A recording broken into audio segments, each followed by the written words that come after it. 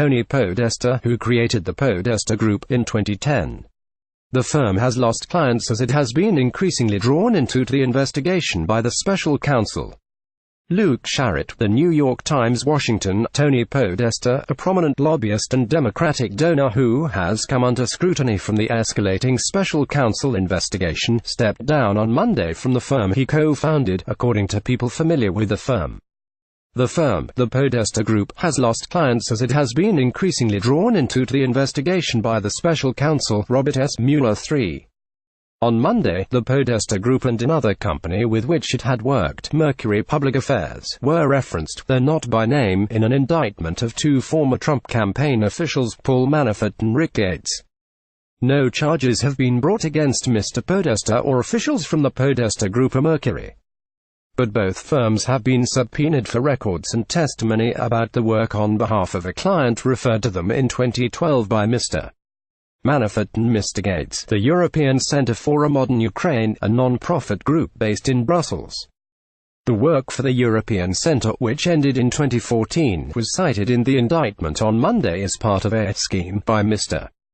Manafort and Mr. Gates to gain support in Washington for the longtime client, the pro-Russian leader Viktor F. Yanukovych, a former president of Ukraine, while evading disclosure requirements for foreign lobbying.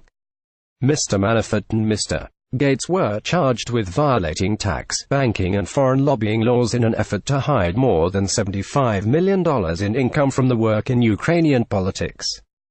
The indictment was the subject of intense interest on K Street, where the Justice Department's enforcement of the foreign lobbying requirements under the Foreign Agents Registration Act is widely seen as toothless.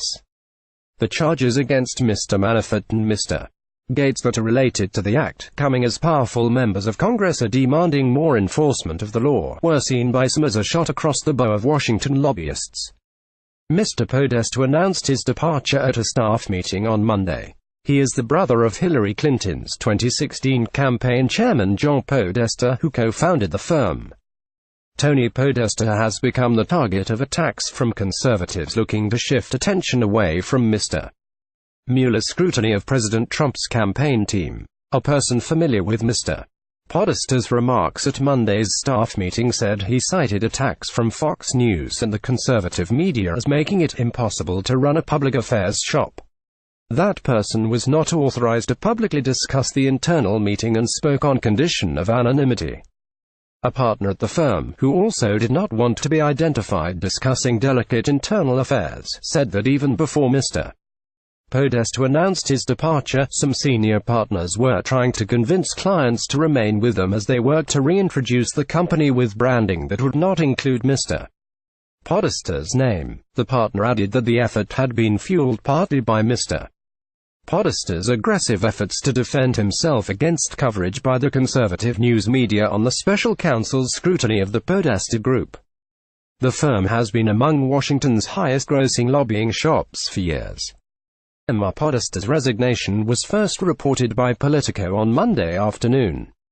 Podesta's lawyer on Monday sent a cease and desist letter to a Fox News host over his claims on air that Mr.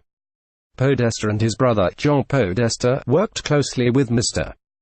Manafort on behalf of Russia. The host, Tucker Carlson, said that the Podesta brothers and Mr. Manafort were the central figures in Mr. Mueller's investigation. Podesta's lawyer, Jeffrey Argar, wrote to Mr. Carlson on Monday that his false and defamatory statements have caused damage and injury to the reputation of Mr. Podesta and the Podesta Group. The indictment on Monday did not name the Podesta Group or Mercury, instead referring to them as two Washington, D.C. firms that were recruited by Mr. Manafort and Mr. Gates to lobby in the United States on behalf of Yanukovych, the Party of Regions, and the government of Ukraine. Mr. Podesta and a spokesman for his firm did not respond to requests for comment. Michael McKeon, a partner at Mercury, said in a statement that the firm takes its obligations to follow all laws, rules and regulations very seriously, and has and will continue to fully cooperate with the Office of the Special Counsel in its investigation. The companies were paid more than $1.1 million each, according to lobbying filings, to try to rally support among American policymakers and opinion leaders for Mr. Yanukovych, and to quell concerns about his leadership and his government's jailing of a political rival. Neither firm initially registered with the Justice Department under the Foreign Agents Registration Act, which requires firms that lobby or conduct public relations for foreign individuals, companies, governments and political parties to reveal detailed information about the work. The Podesta Group and Mercury said they relied on assurances provided by the non-profit group that it was neither funded nor controlled by any foreign government or party. But both firms were compelled this year to belatedly, and, in the case of Mercury, begrudgingly, register under the Act, after their activities came under scrutiny from the Justice Department. In his statement, Mr. McKeon said Mercury followed the advice of legal counsel in its disclosure of its relationship with the European Centre and noted that it registered the relationship under less detailed congressional lobbying disclosure rules. The Podesta Group also reported its relationship with the European Centre under those disclosure rules. Glenn Thrush contributed reporting. A version of this article appears in print on October 31, 2017, on page A16 of the New York edition with the headline, "Under Scrutiny from Mueller, Top Democratic Donor Resigns from Lobbying Firm."